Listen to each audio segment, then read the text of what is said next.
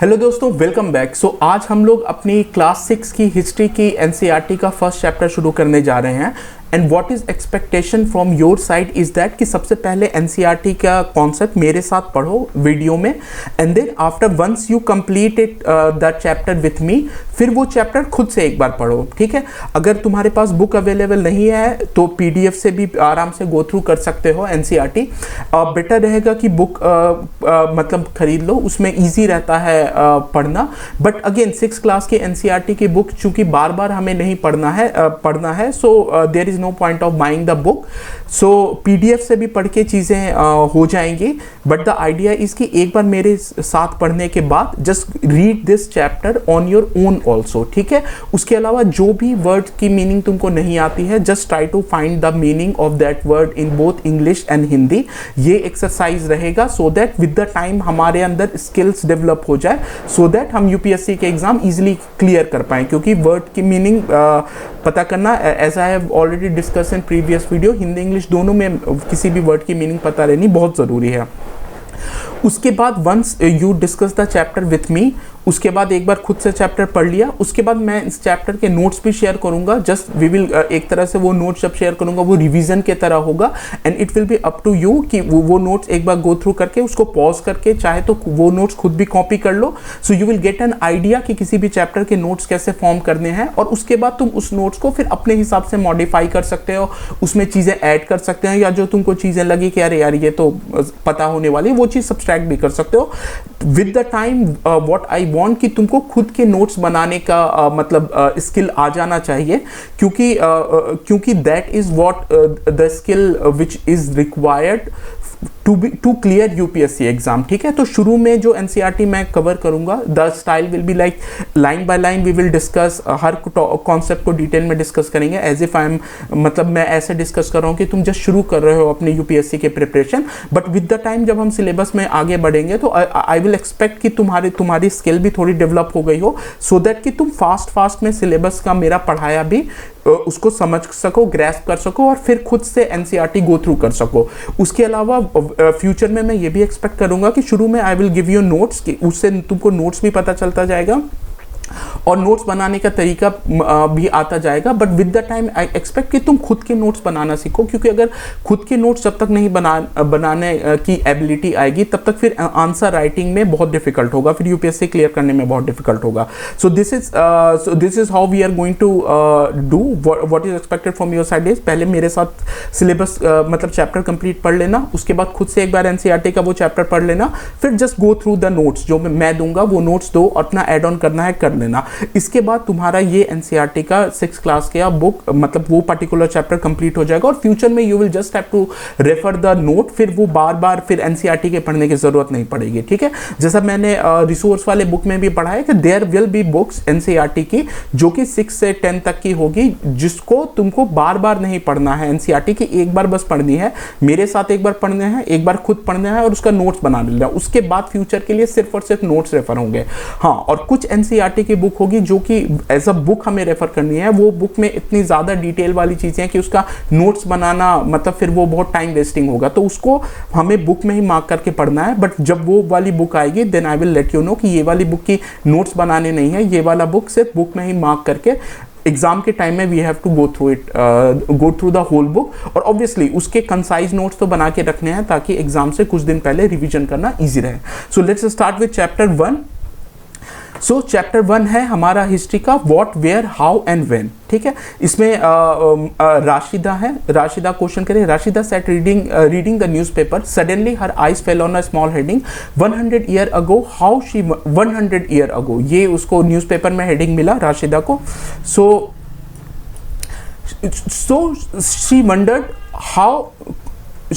could anyone know what happened so many years ago। सो राशिदा के अंदर यह सवाल है कि 100 साल पहले क्या हुआ था, कैसे पता चला चीज़ें का। और यही क्यूरियोसिटी हर यूपीएससी एस्पिरेंट्स के अंदर होनी चाहिए कि तुम अगर कोई चीज़ पढ़ो तो just you should be curious enough कि अरे ये बात अगर लिखा गया है, अगर ये चीज़ें फाइंड आउट हुई हैं तो ये कैसे फाइंड आउट हुई हैं। जैसे हिस्ट्री भी पढ़ रहे हो तो you should be curious enough to know कि ठीक है पास्ट की चीज़ें तो खुद के दादा का नाम परदादा का नाम भी मतलब 4-5 जनरेशन के बाद किसी को याद नहीं रहता। तो इतनी पुरानी पुरानी हिस्ट्री लोगों को कैसे पता चली है, and this is what we are going to explore in this chapter. ठीक है, फाइंडिंग व्हाट हैपेंड, कल की चीज़ें पता चल सकती हैं, कल की चीज़ें पता चलते सकती हैं हमें टेलीविजन और न्यूज़पेपर पर के लास्ट ईयर की चीज़ें अगर किसी को याद रहे तो पता चल सकती है, बट बहुत बहुत पुरानी चीज़ें कैसे पता चलेंगी, we are going to see in this chapter.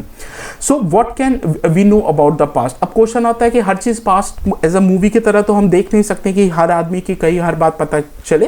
Past की कुछ ही चीज़ें होती हैं जो हमें पता चल सकती हैं। तो ऐसी क्या क्या चीज़ें हैं जो हम पता कर सकते हैं पास्ट के बारे में। सो हम क्या क्या पता कर सकते हैं, पीपल क्या खाते थे, क्लोथ्स क्या पहनते थे, कैसे घर में रहते थे, व्हाट अबाउट मतलब वो हंटर्स थे, मतलब वो ऑक्यूपेशन क्या करते थे, फूड गैदर करने का सोर्स क्या था, हर्डर थे यानी चरवाहे थे, फार्मर्स थे, रूलर्स थे, मर्चेंट्स थे, प्रीस्ट थे, क्राफ्ट पर्सन थे, आर्टिशन थे, म्यूजिशियन थे या साइंटिस्ट थे। वी कैन फाइंड कि मतलब ये लोग जो hunter, herders, farmer, rulers, merchant, priest, इन लोग की लाइफ कैसी थी, this we can find about. We can find about the houses जिसमें लोग रहते थे, क्या खाना खाते थे, कैसे कपड़े पहनते थे। We can also find out about the games children play, बच्चे कैसा गेम्स खेलते थे, स्टोरीज जो वो सुना करते थे, एंड सॉन्ग्स जो वो गाया करते थे। ये सब हम पता कर सकते हैं पास्ट के बारे में। अब कैसे पता कर सकते हैं, we will see in the subsequent part of the chapter. ठीक है, where did the people live. अब सबसे पहले पीपल, लोग कहाँ रहते, लोग रहते कहाँ थे। सो ये चैप्टर को you must have gone through my previous video जिसमें मैंने ह्यूमन हिस्ट्री को एज ए स्टोरी के फॉर्म में बताया था कि कैसे सबसे पहले लोग मतलब हंटर गैदरर थे, कोई सेटलमेंट नहीं थी परमानेंट।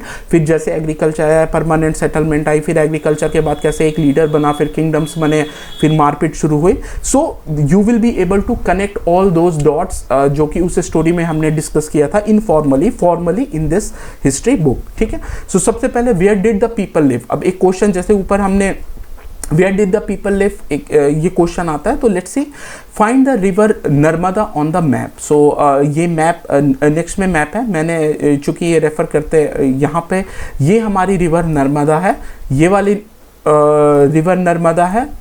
ठीक है, people have lived along the bank of the river for several hundred thousand years. ठीक है, several hundred thousand year. Generally you will see in the course of the history कि जितने भी लोग सेटलमेंट इनिशियल शुरू के टाइम में जो सेटलमेंट थी और बड़े बड़े जो इनफैक्ट सिटीज़ और मतलब सिविलाइजेशन भी डेवलप हुए, ज़्यादातर किसी न किसी रिवर के बैंक पे डेवलप हुए होंगे या सी के कोस्ट में डेवलप हुए होंगे। उसका वन ऑफ द रीज़न ये होता है कि सी के कोस्ट में डेवलप होते हैं तो मोस्टली वो ट्रेड वाले सिटीज़ होते हैं, और रिवर के बैंक में क्योंकि आज के ज़माने में वाटर सप्लाई पाइपलाइंस अवेलेबल है, पहले वाटर की सप्लाई नहीं होती थी। एंड यू नो कि वाटर इरिगेशन के लिए, चाहे पीने के लिए या धोने के लिए, नहाने के लिए, हर चीज़ के लिए कितना इंपॉर्टेंट सोर्स है। सो वाटर के सोर्स से ज़्यादा दूर रहना ह्यूमन के लिए पॉसिबल नहीं था। कहाँ से मतलब जब बारिश नहीं हो रही होगी तो वाटर कहाँ से मिलेगा। तो इस केस में ज़्यादातर यू विल सी कि ज़्यादातर सेटलमेंट और ज़्यादातर सिटी किसी ना किसी रिवर के मतलब किनारे में ही होती थी या डेवलप हुई थी। सो जो ये नर्मदा रिवर थे, इसके आसपास के सेटलमेंट की बात कर रहे हैं कि यहाँ पे लोग मतलब 100,000 ईयर्स से यहाँ पे लोग रहते थे। बहुत पुराने ज़माने से लोग यहाँ पे रहते थे, केव्स में रहते थे, रिवर के आसपास रहा करते थे। Some of the earliest people who lived here were skilled gatherers. ठीक है, gatherers and these people who gathered their food, they know about the vast wealth of the plants in the surrounding forest and collected roots, fruits and other forest produce for their food. They also hunted animals. So हमें पता है कि agriculture के आने से पहले लोग अपने फूड का सोर्सेज या तो गैदर करके, मतलब प्लांट से चीज़ें गैदर करके, चाहे प्लांट का रूट हुआ, फ्रूट्स हुआ, गैदर करके अपना फूड गैदर करते थे। इसके अलावा एनिमल को हंट करके करते थे। सो यहाँ पे जो लोग रहते थे वो बेसिकली गैदरर्स, उनको हंटर गैदरर्स कहते थे। बिकॉज सी आज के ज़माने में भी नॉर्मली इंसान उसके ऑक्यूपेशन से जाना जाता है कि बेसिकली वो अपने लाइवलीहुड के लिए क्या करता है। जैसे इंजीनियर पैसा कमाने के लिए इंजीनियरिंग करता है, डॉक्टर हैं, लॉयर हैं। उसी तरह पहले के लोग मतलब अपने लाइवलीहुड के लिए मेन जो ऑक्यूपेशन होता था वो मतलब फूड से रिलेटेड होता था, क्योंकि दूसरी इंडस्ट्री डेवलप नहीं थी। तो अगर वो फिशिंग करते थे तो वो फिशरमैन हो गया, अगर वो एग्रीकल्चर करते थे तो वो फार्मर्स थे। तो ये मतलब अपने फूड हंटिंग और गैदरिंग करके करते थे, तो ये हंटर और गैदरर हो गए। तो फार्मिंग से पहले जो लोग रहते थे वो हंटिंग और गैदरिंग करके अपना फूड की रिक्वायरमेंट पूरी करते थे। ठीक है, these people use to live on the bank of the river Narmada. ठीक है, now find about the Sulaiman and Kirthar hills. तो देखते हैं सुलेमान हिल्स, किरतार हिल्स यहाँ है और सुलेमान हिल्स यहाँ है। तो ये हमारा अगर मैप है east west north and south, ये डायरेक्शन होता है, तो ये बेसिकली नॉर्थ वेस्ट की बात कर रहा है। So, Suleiman and Kirtar Hills to the northwest, some of the areas where women and men first began to grow crops, such as wheat and barley about 8,000 years ago.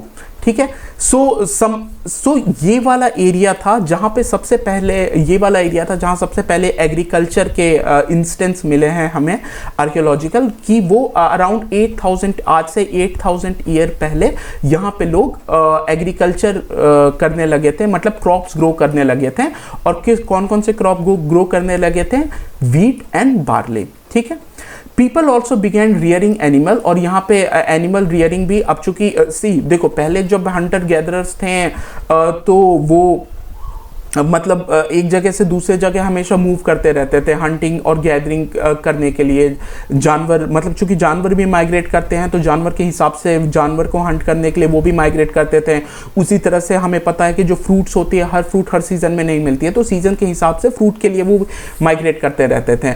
सो उस time animal rare करना, चूँकि कोई permanent settlement नहीं था, थोड़ा बहुत तो dog वॉग या पालते थे, बट प्रॉपर वे में एनिमल रेयर नहीं कर पाते थे। लेकिन जैसे एग्रीकल्चर आया, सेटलमेंट आई, तो अब लोगों के पास घर हो गया, तो उसके बाद फिर एनिमल रेयर जैसे शीप, गोट और कैटल को पालना इजी हो गया, और फिर धीरे धीरे विलेज का फॉर्मेशन हुआ। तो ये अराउंड 8,000 ईयर्स पहले की बात हुई है। कहाँ? सुलेमान और किरतार हिल्स के पास सबसे पहले एविडेंस जो सब कॉन्टिनेंट में हमें देखने को मिले वो यहाँ पे मिले हैं। ठीक है, locate the Garo hills to the north east and the Vindhya in the central India.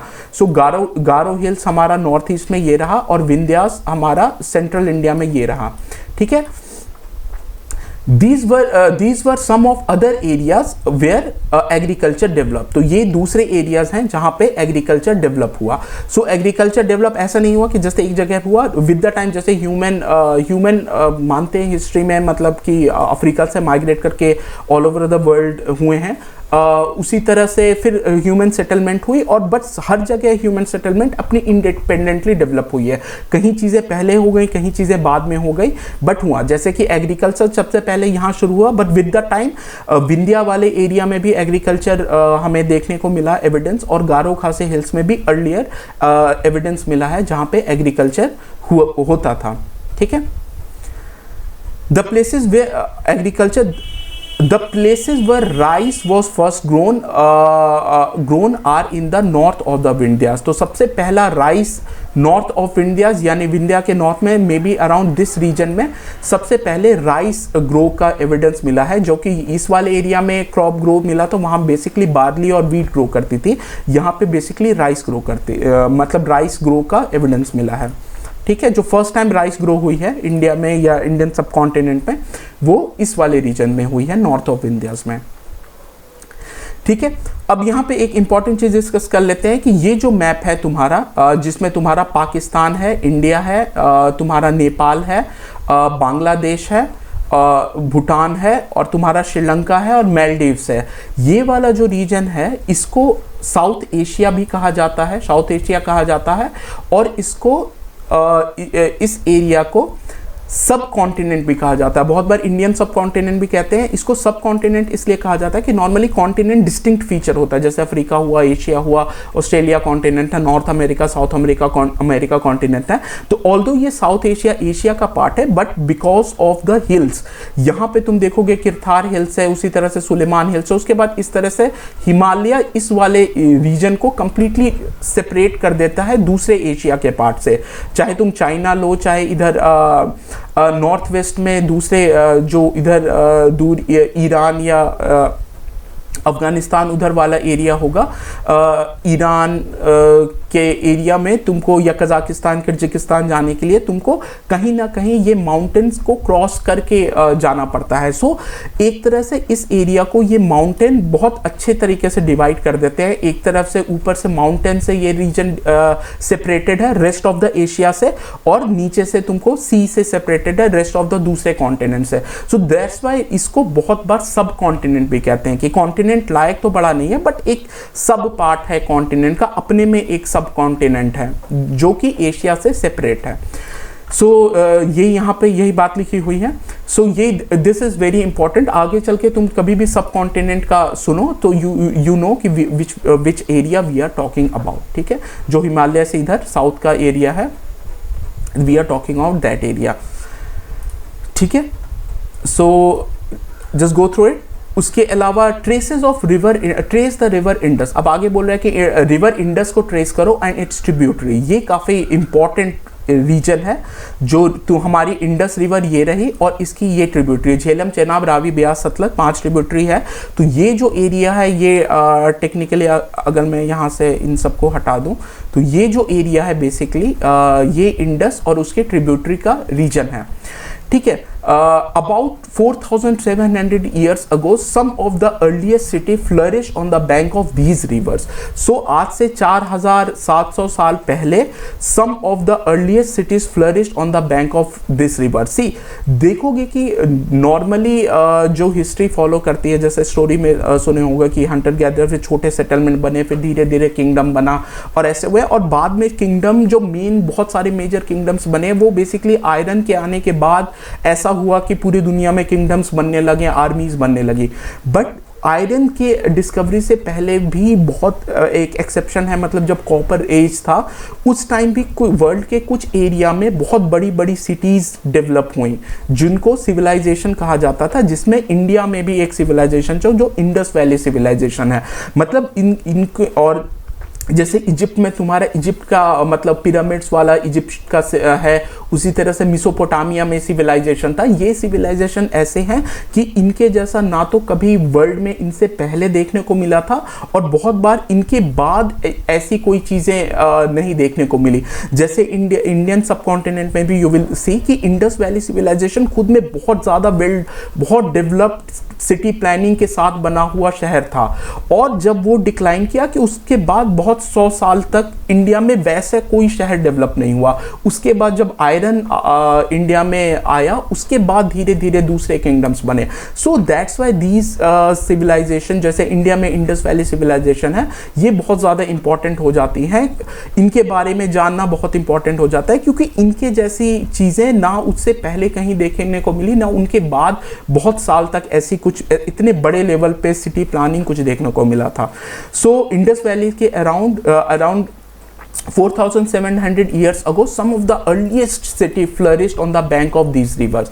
So later, सोचो 4,700 साल पहले ये सिटी यहाँ पे फ्लरिश हुई, उसके बाद इस रीजन में बहुत अच्छे सिटी डेवलप हुई, लेकिन एक टाइम के बाद ये डिक्लाइन कर गई। और उसके इनफैक्ट यू विल सी कि मतलब वो उसके ऑलमोस्ट 1000 ईयर के बाद फिर दूसरी मतलब 2500 ईयर पहले, ये 4700 ईयर पहले इंडस वैली सिविलाइजेशन था। उसके बाद जो सिटी देखने को मिली वो फिर 2500 ईयर के बाद cities develop on the bank of Ganga and its tributary and along the sea coast. तो 25 इनके इंडस वैली सिविलाइजेशन के बहुत बाद तक कोई वैसी बड़ी सिटी नहीं मिली। फिर अराउंड 2500 ईयर्स पहले कुछ फिर सिटीज़ डेवलप होने लगी, जैसे कि गंगा रिवर के बैंक में बहुत सारे जैसे मगध और दूसरे एम्पायर डेवलप हुए। एंड यू विल सी कि कोस्टल रीजन में भी बहुत सारी अच्छी सिटीज़ डेवलप हुई, इनफैक्ट किंगडम्स डेवलप हुए। एंड कोस्टल रीजन में डेवलपमेंट का मेन जो रीज़न होता है वो ट्रेड एंड कॉमर्स होता है। We will see in the subsequent chapter, ठीक है। Now locate the river Ganga and its tributary called Son. अब रिवर गंगा देखा जाए तो ये हमारा, अब इसको थोड़ा सा सिंपल कर देते हैं, ये हमारी रिवर गंगा है, ठीक है। ये हमारी रिवर गंगा है और ये उसकी ट्रिब्यूटरी है सोन। सो ये वाले रीजन की अब हम बात कर रहे हैं। तो देखो ये वाले रीजन की बात कर रहे हैं। In the ancient time the area along these river to the south of river Ganga, तो रिवर गंगा के साउथ वाला रीजन को साउथ ऑफ रिवर गंगा वो नोन एज मगध, इसको मगध कहा जाता था इस एरिया को, now lying in the state of Bihar. Its rulers were very powerful and set up a large kingdom. Kingdoms were set up in other part of the country as well. So we will see जब हम आगे पढ़ेंगे कि सबसे बड़ी मतलब kingdoms धीरे धीरे सेटअप होने लगी थी अराउंड 2500 ईयर्स अगो, लेकिन with the time we will see कि जो पहली सबसे पावरफुल और एक तरह से पैन इंडिया लेवल पे जो बड़ी किंगडम उभर के आई थी वो मगध से उभर के आई थी. सो जो बिहार के लोग हैं वो प्राउड फील कर सकते हैं, जो पहली बड़ी किंगडम हुई वो वहाँ पे हुई थी. सो ऑल्दो दूसरी किंगडम विद द टाइम फिर अलग अलग इंडिया के पार्ट में भी दूसरी बहुत powerful kingdom I, but the start हुआ था जो किंगडम का और बड़े लेवल पे वो फिर मगध में हुआ था. We will see in the subsequent chapter. ठीक है. सो वो एरिया वी विल सी कि क्यों हुआ था, क्योंकि देखो वो एरिया बहुत फर्टाइल है, एग्रीकल्चर के लिए बहुत अच्छा है. जैसे कि हमें पता है कि ये प्लेन गंगा रिवर का आसपास का एरिया से भी फर्टाइल रहता है, प्लस रिवर के वजह से पानी की कमी नहीं थी, ट्रांसपोर्टेशन की कमी नहीं थी. सो ये एरिया प्लस ये देखो सी से भी सी कोस्ट से भी क्लोज था ये area. So all this factor made possible for this area to grow as a large kingdom. Basically ये वाला एरिया सी से उतना नहीं, तो बिकॉज ऑफ द रिवर ये ग्रो किया. Plus we will also see कि यहाँ पे आयरन ओर्स भी मिले थे जिसके that also contributed to the growth of Magadh as a large empire. ठीक है, तो ये हम पढ़ लिए. अब थ्रू आउट पीपल ट्रेवल्ड. अब यहाँ पे ये बात करता है कि throughout the history people travel करते थे from one part of the subcontinent to other. Subcontinent में ऐसा नहीं था कि यहाँ के लोग यहीं रहते थे, यहाँ के लोग यहीं रहते थे. People always use to travel. ठीक है, from one part to another. जैसे आज ट्रैवल करते थे, पहले भी ट्रैवल करते थे. आज बस सहूलियत है, पहले चीज़ें थोड़ी डिफिकल्ट थी. Subcontinent hills were high mountains including Himalaya, desert, rivers and seas made journey dangerous at time but never impossible. So obviously उस टाइम उतने ज़्यादा एरोप्लेन थी नहीं कि चीज़ों से उड़ के जाओ, तो जो भी हिल्स था, हिल्स को क्रॉस करना, हिमालय क्रॉस करना, डिजर्ट क्रॉस करना, बिकॉज रिवर क्रॉस करना ऑलवेज डिफिकल्ट होता था, बट अगेन इम्पॉसिबल नहीं होता था. जो लोग करना चाहते थे वो कर भी लेते थे. So man and women move in the search of livelihood. जो रीजन आज है वही पहले था. तो ऐसा नहीं है कि हिस्ट्री से हम कंप्लीटली डिफरेंट हो गए हैं. यू विल सी कि हिस्ट्री से हम कैसे कनेक्टेड हैं. जो पास्ट में चीज़ें थी आज भी वही चीज़ें हैं, बस उनका फॉर्म कहीं ना कहीं बदल गया है. तो आज भी जैसे हम अपने लाइवलीहुड के लिए एक शहर से दूसरे शहर जाते हैं, पहले भी लोग लाइवलीहुड के सर्च में एक शहर से दूसरे शहर जाते थे. Also to escape natural disaster like flood. जैसे आज भी फ्लड आता है तो लोग फ्लड प्रोन एरिया से थोड़े से ऊपर वाले एरिया में चले जाते हैं या कहीं हो जाते हैं. सो पहले भी जब भी फ्लड आता था लोग फ्लड वाले एरिया से दूसरे जगह माइग्रेट करते थे. ड्राउट आता था तो वहां से उस एरिया से दूसरे जगह एरिया माइग्रेट करना पड़ा. आज ड्राउट के वजह से माइग्रेशन थोड़ा कम हो गया क्योंकि इरिगेशन के वजह से या गवर्नमेंट वाटर सप्लाई कर देती है. बट पहले ऐसा कोई इरिगेशन कैनाल्स नहीं हुआ करते थे, कोई वाटर सप्लाई का सिस्टम नहीं था. तो अगर देखो फ्लड के केस में तो थोड़ा दूर जाना पड़ता था, बट ड्राउट के केस में तो पूरा एरिया को छोड़ के उस एरिया में जाना पड़ता था जहां पे ड्राउट ना हो. ठीक है, तो लाइवलीहुड, फ्लड, ड्राउट इन सब की वजह से लोग माइग्रेट करते थे. Sometime main March with आर्मीज. फिर वी विल सी कि जब एक बार आर्मी बनने लगी, so men use to march with army conquering others land, दूसरे के लैंड पे कब्जा करना. एंड बिसाइड मर्चेंट्स, और मर्चेंट्स थे ट्रैवल करते थे अपने कैरावान के साथ, पूरे कारवां के साथ ट्रैवल करते थे, सामान एक जगह से दूसरी जगह बेचते थे, अपना प्रॉफिट निकालते थे, जो कि आज भी करते हैं मर्चेंट्स. ठीक है, एक जगह से सामान खरीदो दूसरी जगह बेचो.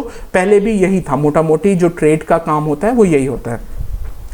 Ships carrying valuable good from place to place पहले भी होता था. तो ऐसा नहीं है कि ये सारी रिसेंट चीज़ है. Will see with the history कि पहले भी वर्ल्ड बहुत इंटरकनेक्टेड था. ठीक है, and the religious teachers walk from village to village. और religious teacher obviously walk from village to village, town to town, stopping to offer instruction and advice on their way. जैसे when we will read about Buddha, we will see कि कैसे बुद्धा को जब knowledge हुआ तो वो एक जगह से दूसरी जगह फिर अपना सरमन देते के जाते थे. उसी तरह से बाद में जो बुद्धिस्ट या कोई भी हिंदू में ब्राह्मण्स थे या बाद में क्रिश्चियनिटी आए, उसमें जो रिलीजियस लीडर थे वो हमेशा एक जगह से दूसरे जगह जाके अपना रिलीजन प्रीच करते थे, अपने आइडियोलॉजी प्रीच करते थे.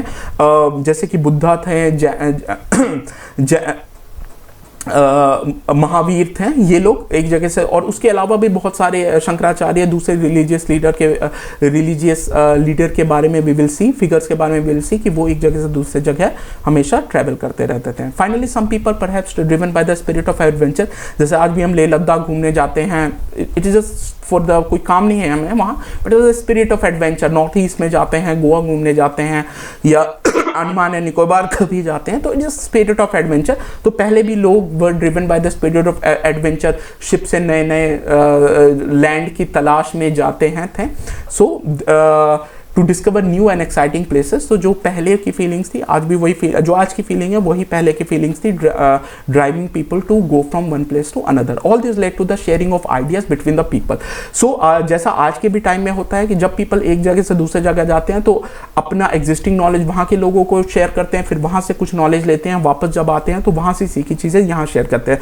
तो इसी तरह से एक आइडिया एक जगह से दूसरे जगह जाता है। तो मे बी जैसे एग्रीकल्चर का आइडिया हो सकता है कहीं एक जगह डेवलप किया होगा, फिर वहाँ से कोई आदमी जब दूसरी जगह जाया होगा तो ही with the time he would have told about that skill की एग्रीकल्चर कैसे मतलब प्लांट क्रॉप कैसे ग्रो करते हैं। उसी तरह से आयरन कहीं भी एक जगह डेवलप हुआ होगा, फिर जब मर्चेंट या दूसरे लोग दूसरे जगह गए होंगे तो similarly all those technical knowledge और religious knowledge, philosophical knowledge, they get spread from one place to another, एक जगह से दूसरी जगह। इसी तरह से जो हमारा कल्चर डेवलप हुआ है, that's why it is the amalgam, मतलब mixture of all those things. कोई नहीं कह सकता है कि ये चीज़ यहाँ हुई थी और हर जगह फैली है। कौन चीज़ कहाँ से हुई थी वो अल्टीमेटली यू विल सी कि सब मिक्स्ड है, तो उसको डिफ्रेंशिएट नहीं किया जा सकता है। That's why we are a country of unity in diversity. ठीक है, look at the map 1, hills, mountain and seas form the natural frontier of the subcontinent. तो जो सब कॉन्टिनेंट है, हमने देखा है कि जो यहाँ हिल्स हैं, किरतार हिल्स, सुलेमान रेंज हुआ, और जो ऐसे हिमालयाज आता है,